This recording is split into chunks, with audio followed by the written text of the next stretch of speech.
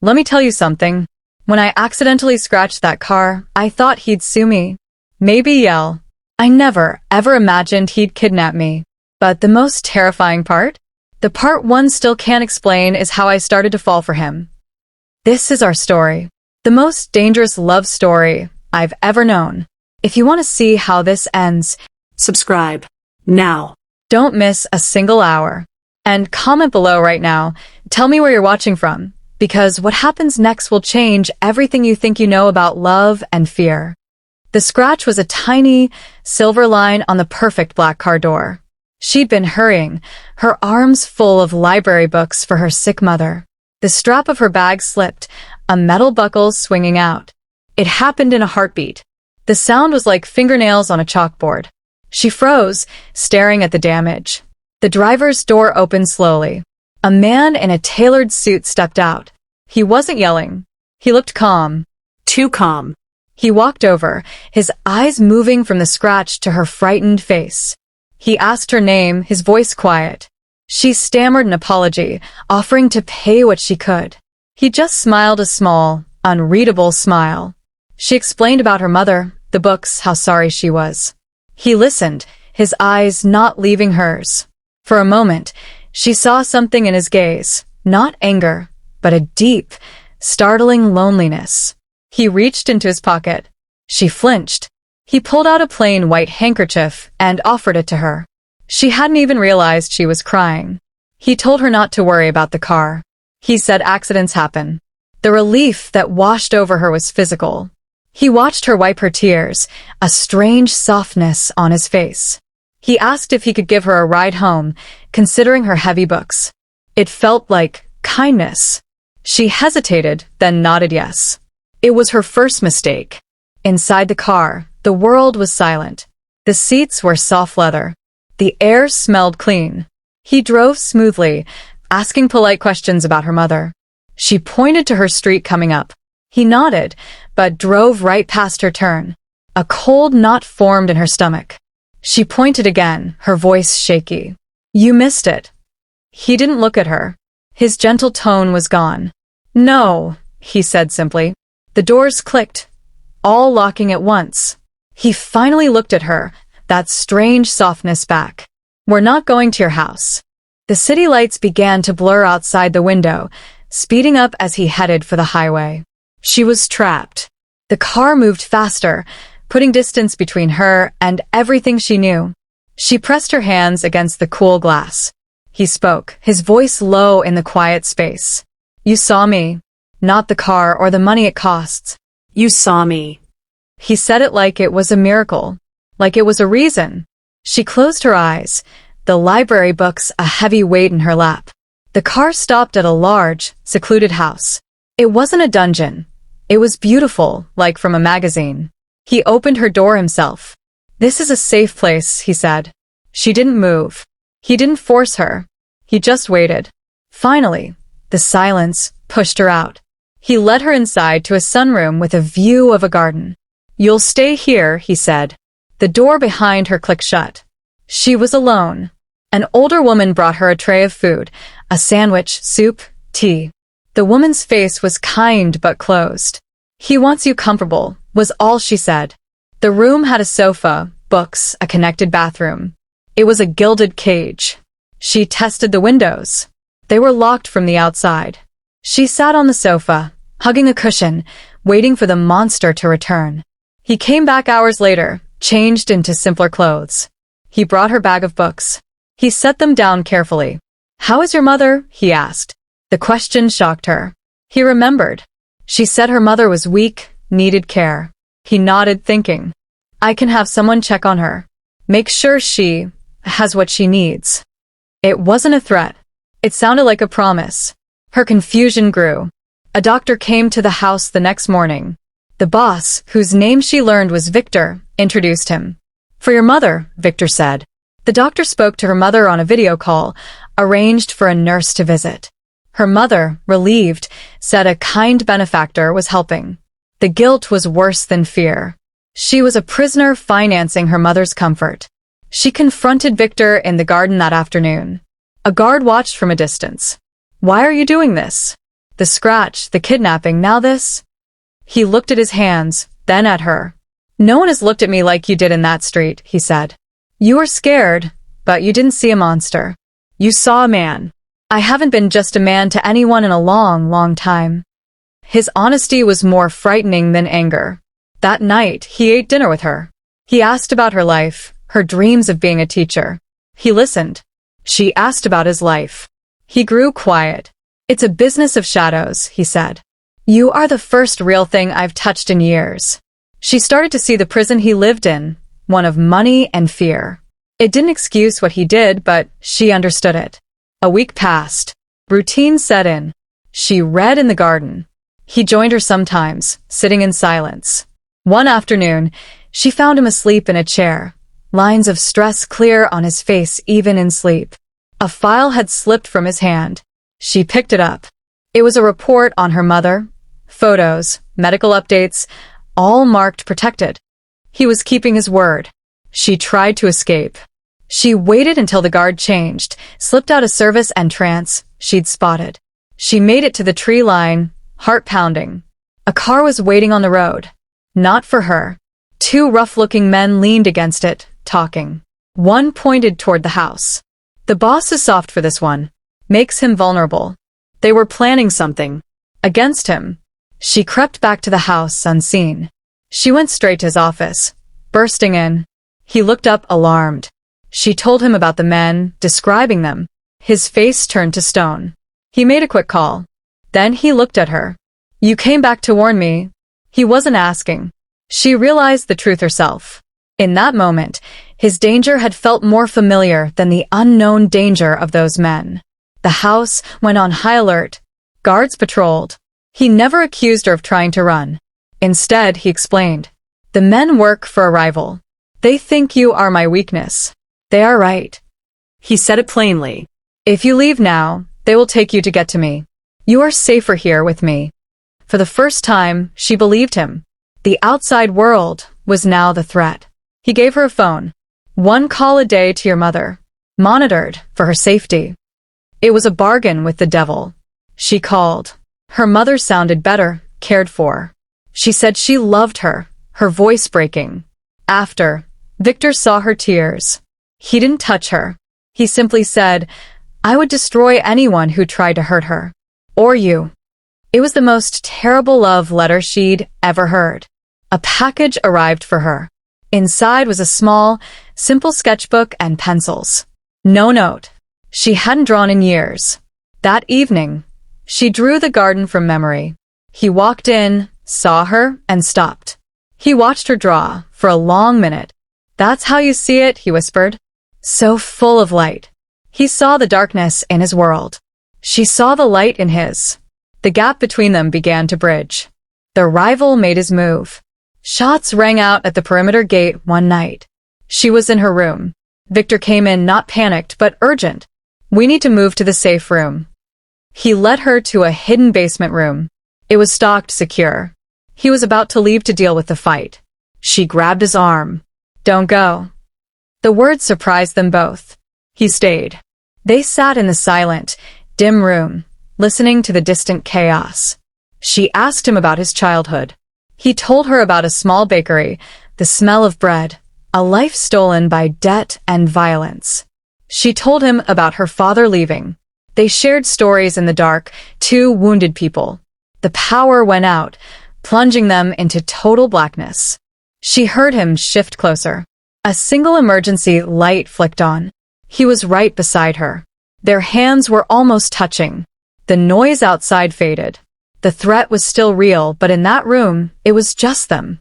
He looked at their nearly touching hands, then into her eyes. I will fix this. I will make a world where you can walk out that front door free. He meant it. And for the first time, she hoped he could. The fear was still there, but underneath it, something else was taking root. The morning after the attack was quiet. The guards had pushed the rival back. Victor was different now. He had a new focus. He brought her a simple breakfast himself. I meant what I said, he told her. The rules changed today. He outlined a plan. He would start separating his legitimate businesses from the dangerous ones. For her. She listened, a part of her wanting to believe. He gave her a tour of the house, showing her rooms she hadn't seen. A library, a music room. These are not traps, he said. They're just rooms. You can use them. It was a small gift of trust. In the library, she found a book of old maps. She spent the afternoon there, lost in places far away. He checked on her, just watching from the doorway before leaving. A problem arose. One of his captains, a man named Leo, disagreed with Victor's new direction. Their argument echoed from the study. She's making you weak, Leo growled. Victor's voice was ice. She's making me smart. Get in line or get out. She heard the loyalty being tested, the cracks forming in his world because of her. That evening, Leo approached her in the garden. He pretended to be polite. He's changing for you, Leo said, a false smile on his face. But our world doesn't change. When this fairy tale ends, you'll be gone. And he'll be dead. The threat was clear. She didn't tell Victor. She carried the warning alone, a new weight on her shoulders. She started drawing him, not his face, but his things. The watch he left on a table, his empty coffee cup, the way his coat was draped over a chair. It was a way to understand him without asking. He found one of the drawings. He stared at it for a long time, then carefully put it back exactly where he found it. He never mentioned it. A formal dinner was arranged. Victor insisted she wear a beautiful dress provided for her. You are not a prisoner tonight, he said. You are my guest. They ate in the formal dining room. He asked her about the map she liked. He spoke about maybe traveling one day. It felt almost normal. For a few hours, the cage felt like a home. As he walked her back to her room, Leo's words echoed in her head. At her door, she turned to him. What if you can't fix it? She asked. He didn't lie. The attempt could break everything, he admitted. But staying the same will break me. He reached out, slowly, and moved a strand of hair from her face. His touch was gentle. Then he left. She slid down the door, holding the place he touched. Victor left the house for 2 days on business. The atmosphere shifted. The guards were still polite, but Leo's presence grew. He watched her. She felt like a mouse being circled by a cat waiting for the boss to leave. She stayed in her room or the library, avoiding him. The house felt colder, without Victor's quiet, anchoring presence. She called her mother. Her mother was full of news. A paid-off mortgage. New medication. This benefactor is an angel, her mother said. The guilt twisted deeper. Her mother's improved life was bought with her daughter's stolen freedom. She ended the call feeling sick. She couldn't tell her the truth. Protecting her mother's happiness was now part of her prison. On the second night, a guard she trusted quietly slipped her a note. It was from Victor. Just 2 words. Hold fast. He was thinking of her. It was a lifeline. She burned the note in the bathroom sink, the tiny flame a secret connection to him. It gave her the strength to ignore Leo's smug looks across the hallway. Victor returned looking tired, but determined. He went straight to a meeting with his men. She waited, anxious. Shouting erupted. Then a single, loud bang. A gunshot. Her heart stopped. She ran toward the study, guards not stopping her. She pushed the door open. Victor was standing, unharmed. Leo was on his knees, holding his bleeding shoulder. Victor's gun was in his hand. Victor's voice was deadly calm. Disloyalty is a cancer. We cut it out. He looked at her in the doorway, his eyes asking a silent question. Could she accept this part of him? Leo was dragged away. Victor lowered the gun. The room cleared, leaving them alone with the echo of the shot. She was shaking. He didn't come closer. This is the part I'm trying to leave, he said, his voice thick with something like shame. But sometimes, to protect what matters, you must still walk in the dark. She understood. He shot Leo not for power, but to remove a threat to his plan and possibly to her. It was violence, but it was also a brutal form of protection. That night, she didn't hide in her room. She went to his study. He was staring out the window, his back to her. I'm still afraid, she said. He nodded, not turning. Good. You should be. She took a step closer. But I'm not afraid of you. He finally turned. The raw hope in his eyes was more terrifying than any anger. The line between captive and protector was vanishing. A strange peace settled over the house. With Leo gone, the resistance faded. Victor's new plans moved forward. He showed her blueprints for a completely legitimate import company. A fresh start, he said. She found herself pointing to a floor plan, suggesting a better office layout. He listened and changed the plans. They were building an imaginary future together. He took her outside the gates for the first time. It was a convoy of cars, guards everywhere, but they went to a lookout point over the city. She breathed real outside air. He stood beside her, not touching. "This is all mine," he said, waving a hand at the skyline. "And none of it means anything." He looked at her. "You mean something." The confession hung in the open air. A detective visited the house. He was investigating the rival's activity, he said. He asked to speak with her alone. Victor allowed it, but a guard stayed within sight. The detective was kind. He slid a card to her. "We know who he is. We know you're here.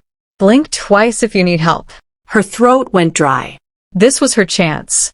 She looked at the detective, then at Victor watching from across the terrace. She thought of the men at the road, of Leo's threat, of her mother's safe home. She thought of his loneliness and his promise. She did not blink. "I'm a guest here," she said clearly. "I have everything I need." The detective's face fell. He left. She had just chosen her cage. Victor approached her after. He had heard every word. "Thank you," was all he said, but his eyes said everything. He had given her a key to the lock, and she had thrown it away. That night, he didn't retreat to his office. They sat in the living room. He played old jazz records on a turntable. She read her book. It was the most domestic moment yet. As she got up to leave, he spoke. "My wife died a long time ago. It was because of my life." He never spoke of her. "I swore I would never risk that again. Until you scratched my car." The pain in his voice was ancient. She finally saw the full picture. A man imprisoned by his own grief and power, who saw a glimpse of light and grabbed it, however wrongly. She didn't know what to say. She walked over and, for the first time, initiated contact. She placed her hand over his where it rested on the arm of the chair. He turned his hand over and held hers, his grip tight, almost desperate. No words were needed. The last wall between them crumbled. She was no longer a captive. She was his accomplice. The rival, named Garrick, made his intentions clear. A package arrived.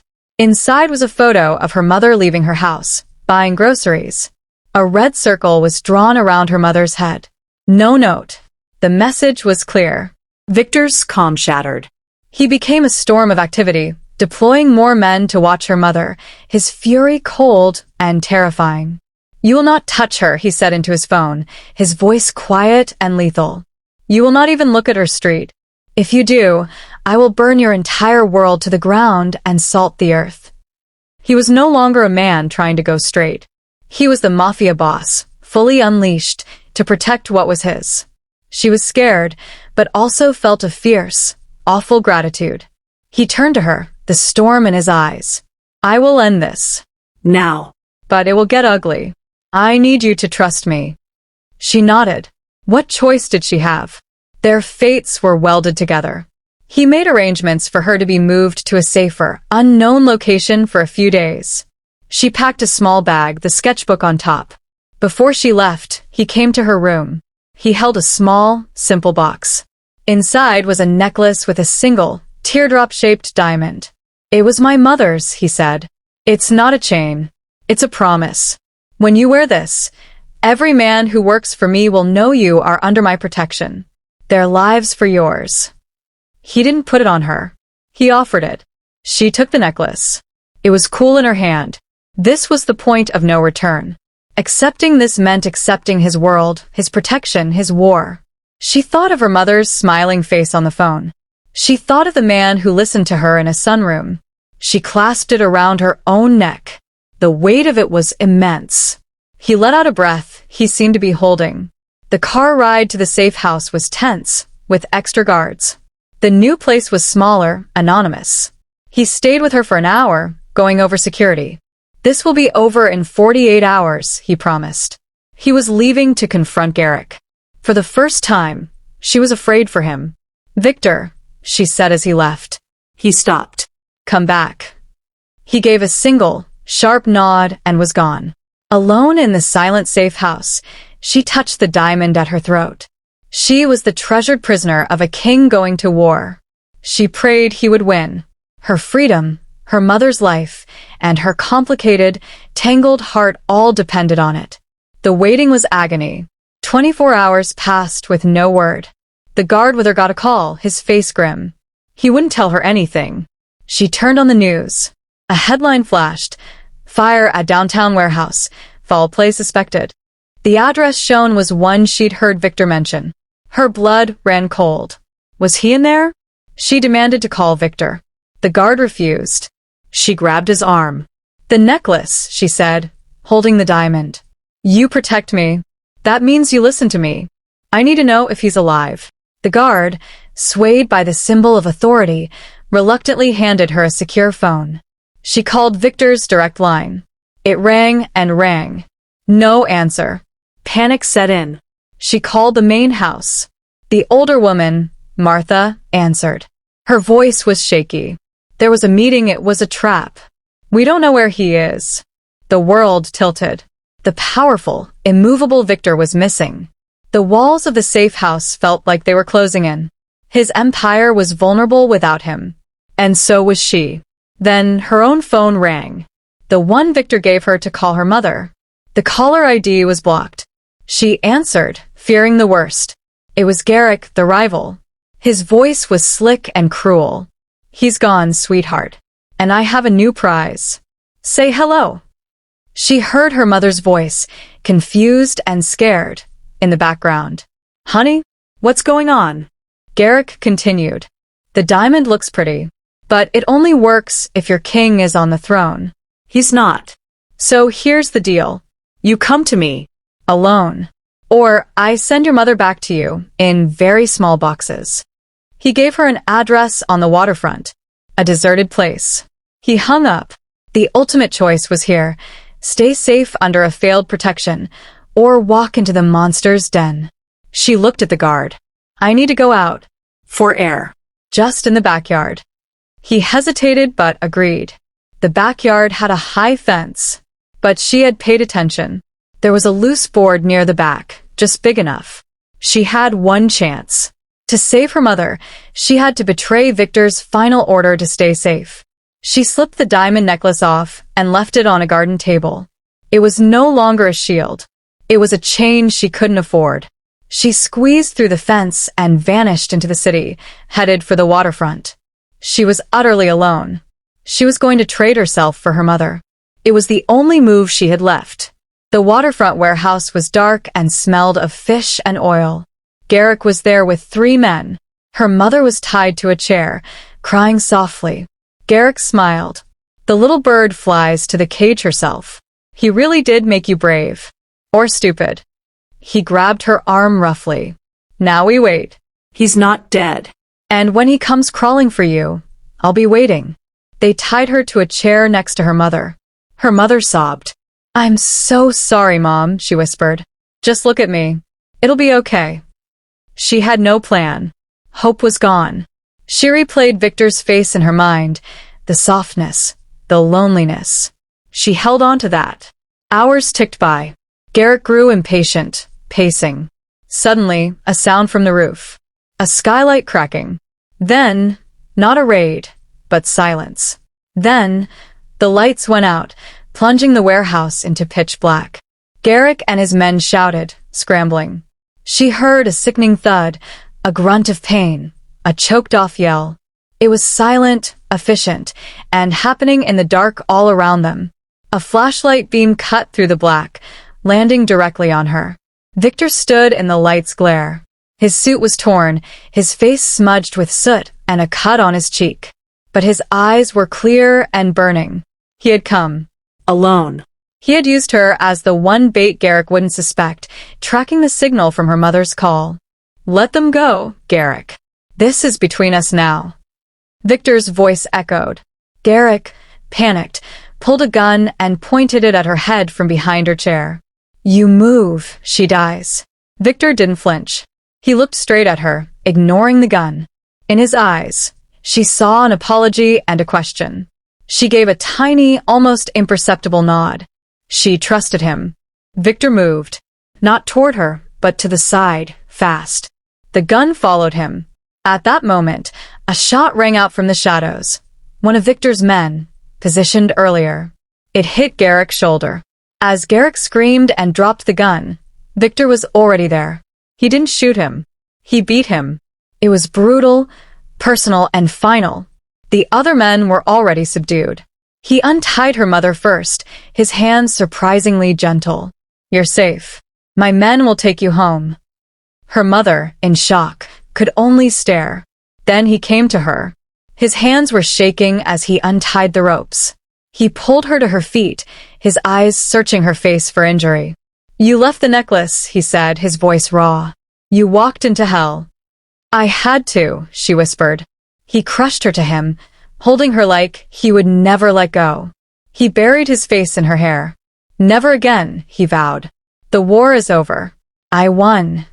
It was true. He had taken out his rival to save her. But as they stood there in the dark warehouse, she knew the real cost. She had chosen him. And he had chosen violence, one last time, to keep her. There was no going back to the sunroom. They were in the dark together now. The house felt different when they returned. The air had changed. Victor's men looked at her not as a captive, but as the reason they had fought. There was a new respect and a new fear.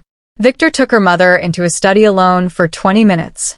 When they came out, her mother hugged her tight, crying.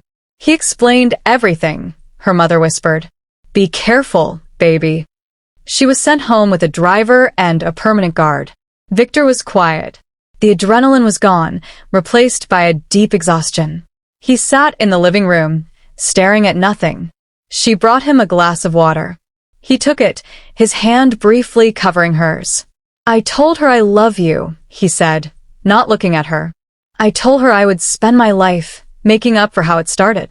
The confession hung between them, heavy and real. She didn't say it back. She couldn't, not yet. But she sat beside him on the sofa, not leaving. That was her answer. He rested his head back, closing his eyes. For the first time, she saw the full weight of his world on his shoulders. She didn't touch him. She just stayed. It was enough. The next few days were a blur of quiet. No business calls. No meetings. He was just present. They ate meals. Walked in the garden. He showed her how to play chess. They didn't talk about the warehouse, or Garrick, or the future. They existed in a fragile, peaceful bubble. It felt like healing. The bubble had to pop. A lawyer came. Victor wanted to transfer assets. Legitimate ones, the import company some properties into her name. A safety net, he explained. If anything ever happens to me, you are taken care of. No one can touch it. She refused. It felt like blood money. He insisted. It's clean money. Let me do this. Please. She signed the papers to end the argument. She felt owned in a new way. That night, she found him in his office, looking at a world map. He pointed to a small coastal town in another country. It's quiet there. They have a good school. You could teach. He was planning an escape, not just for him, but for them. Is that what you want? She asked. He finally looked at her. I want what you want. That's all I've ever wanted. The power had completely shifted. She held his future in her hands. She went to her room and looked at the sketchbook. She flipped to a blank page and drew 2 chairs side by side in the sunroom. Not 1. 2. She left it open on the table where he would see it. The next morning it was gone. He never mentioned it, but when she saw him, he stood a little straighter. Her silent answer had been received. He took her to the import company's new office space. It was empty, just desks and boxes. It's a shell, he said, but it's honest. He asked her opinion on paint colors, on furniture. She gave it. For an afternoon, they were just a normal couple planning a business. He held a paint sample to the wall, squinting. She laughed at his serious face. He stopped and just watched her laugh, a slow smile spreading on his own face. It was a perfect, simple moment. The detective from before found her. He cornered her at a home supply store, while Victor was in another aisle. "I know about the warehouse," the detective hissed. "Garrick's in the hospital. We can protect you. Testify, and he goes away for life." He pressed a card into her hand.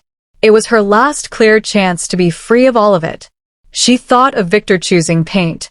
Victor came around the corner, his eyes locking on the detective. The detective melted back into the crowd. Victor walked up, his gaze on her clenched hand. She opened it, showing the card. She didn't hide it. He looked from the card to her eyes, waiting. She tore the card in half and let the pieces fall into a trash bin. His shoulders relaxed the smallest bit. The trust was now absolute and terrifying. They drove to a cabin he owned in the woods. No guards. Just them. A test, he called it, to see if they could just be. The cabin was small and rustic. He built a fire clumsily, not used to doing things himself. She showed him how. They made a simple dinner together, bumping into each other in the tiny kitchen. It was awkward and real, and theirs. That night, on the old couch by the fire, he told her everything. His rise, his regrets, the name of the man who killed his wife. It was a torrent of confessed sin. He was giving her all the weapons to destroy him. She listened until he was empty.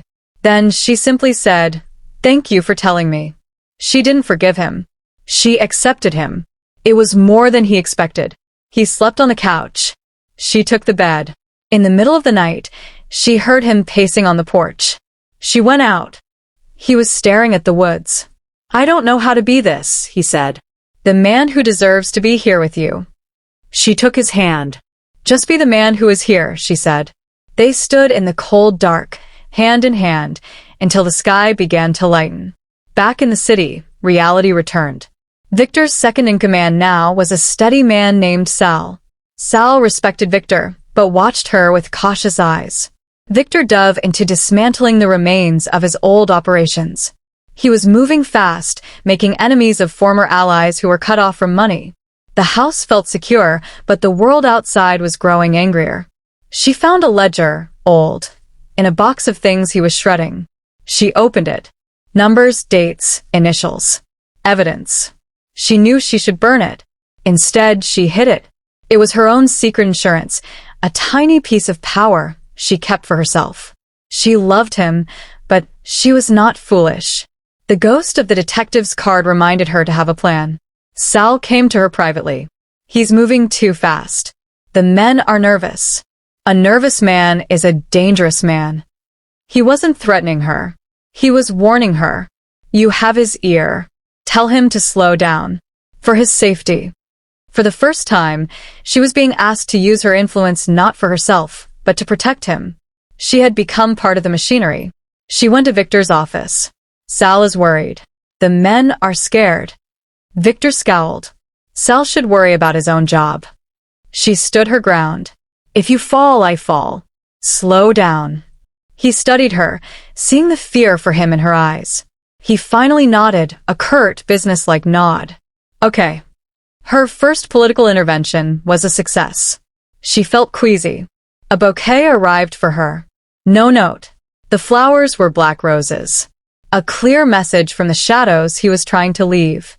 Victor threw them in the garbage, furious. He increased security on her. That night, he held her a little tighter. "They're trying to scare you to get to me," he murmured into her hair. "It won't work." But she was scared. She decided to act.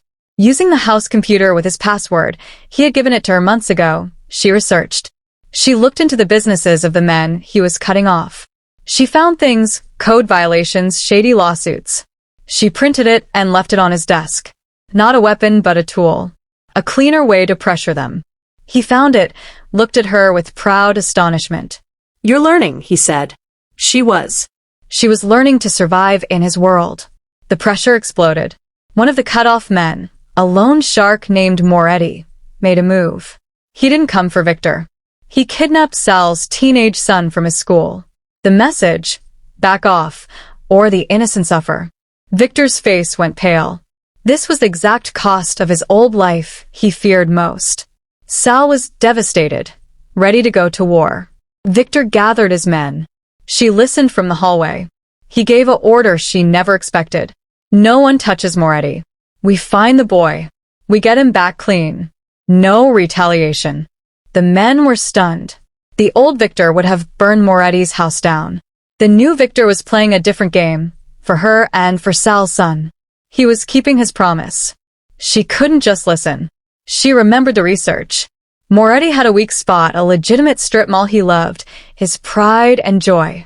She proposed a trade, information on a city rezoning plan that would double the mall's value for the boy's location.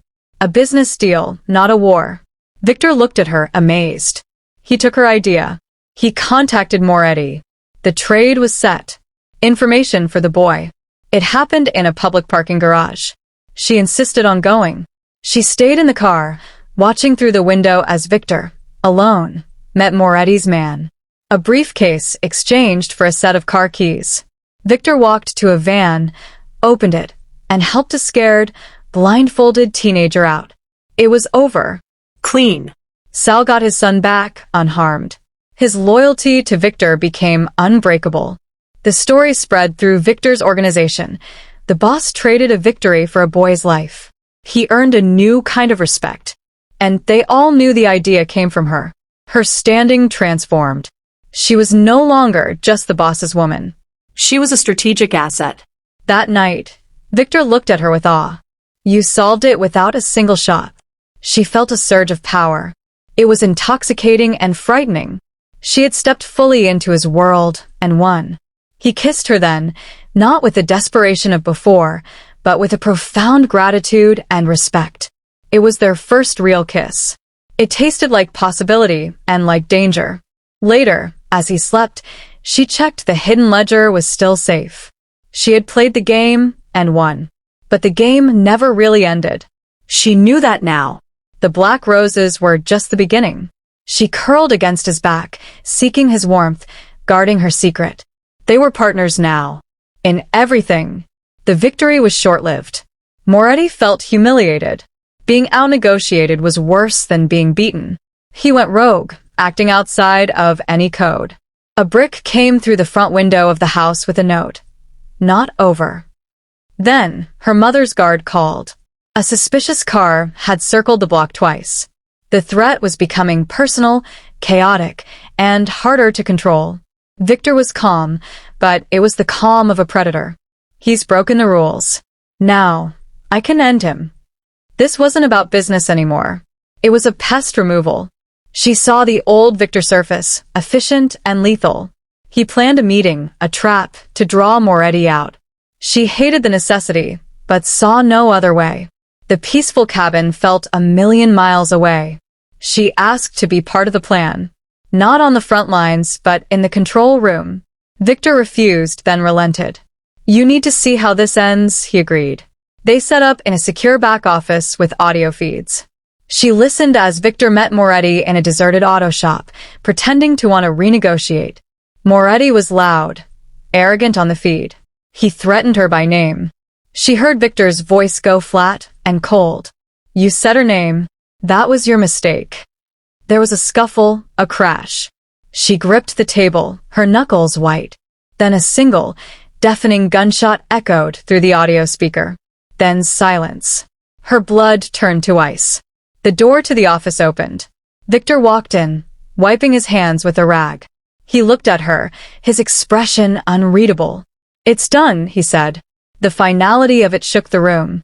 The man who had kissed her with such possibility had just killed for her. The two sides of him were now irreversibly merged in her mind. They drove home in silence. He reached for her hand. She let him take it, but she felt numb. That night, lying beside him, she stared at the ceiling. He had removed a threat to their safety. She should feel relieved. She only felt a hollow chill. The ledger under the floorboards seemed to pulse with a new, dark significance. The next morning, the news reported an apparent gangland shooting. No suspects. Life moved on. Victor made pancakes. They were slightly burned. He smiled, a real, soft smile, as he served them. "I'm sorry," he said, "for everything." In the bright morning kitchen, with the smell of burnt pancakes, the horror of the night before felt like a nightmare. But the ledger was real. Her love for him was real. And the cost of that love was now a permanent, hidden line in her soul. She ate the pancakes. She stayed. A formal dinner was held at the house for Victor's legitimate business contacts. She wore a new dress and the diamond necklace.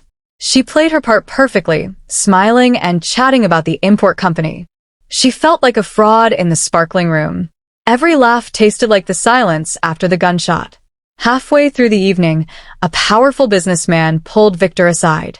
She overheard a snippet. "Your wife is quite an asset. Calming influence." Victor's reply was firm. "She is not part of the business. She is my life." The distinction was important to him. To everyone else in the room, they were the same thing. After the guests left, she helped clear glasses. Victor watched her. "You're quiet." She didn't know how to say she was mourning the man who was trying to be good, while loving the man who had done a bad thing to protect her. So she said nothing. He misread her silence. "It's over. We can finally breathe." That night, she dreamed of the auto shop. Not of the gunshot, but of Victor's cold voice on the audio feed. She woke up gasping. He was already awake, lying beside her, watching her in the moonlight. "Tell me," he said. She told him about the dream. "The sound of your voice, it was like a stranger's." He didn't deny it. "That man lives in me. But you keep him in a cage. Without you, he is all there is." It was the truest thing he'd ever said. The next day, she went to see her mother. The permanent guard drove her. Her mother's house was full of light and normalcy. Her mother made tea. "He loves you," her mother said simply. "I see it. But his world." Her mother didn't finish. She didn't need to. They both looked at the large man standing politely by the front door, looking out at the street. His world was always at the threshold. On the drive back, she told the guard to stop at the public library. She needed a place that was hers. He waited at the entrance. She went to the history section. On a whim, she pulled an old, thick atlas from the shelf. Tucked inside the front cover was a plain envelope. Her name was written on it. Inside was a single key and a slip of paper with a storage unit number and address. The detective had found another way. She didn't tell Victor about the key. It burned in her pocket. For 2 days, she did nothing. She watched him.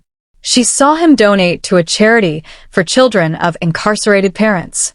She saw him fire a guard for being needlessly cruel to a delivery man. She saw the man he was trying to be wage a daily war with the man he was.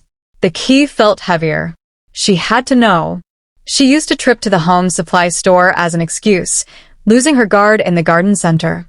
She took a taxi to the storage facility. The unit was small. Inside was one box. In it, she found photographs of Victor's past dealings, documents, and a voice recorder. The detective's note said, "Enough for leverage. Enough for freedom. Your choice." At the bottom of the box was a smaller, older box. She opened it. Inside were dried flowers, a concert ticket stub, and a faded photo of a young Victor with his wife. He was smiling, a carefree smile she had never seen. This was the life that was stolen from him. This was the loss that broke him into the man who would kidnap a woman for seeing his loneliness. She didn't take anything. She put the lid back on. That night, Victor knew something was wrong. "Where did you go today?" he asked, his voice even. She told him the truth. "The library. And then a storage unit. A detective left me a key." His entire body went still. What was in it? She looked into his eyes. "The story of your life. And a way to destroy you." The room was dead silent. "Did you take it?" he finally asked, his voice rough. "No." "Why?" She walked to the window, looking at the garden they walked in every day. "Because I already hold your life in my hands. I don't need a box to prove it." She heard him stand, walk over behind her. He didn't touch her. "What do you want to do?"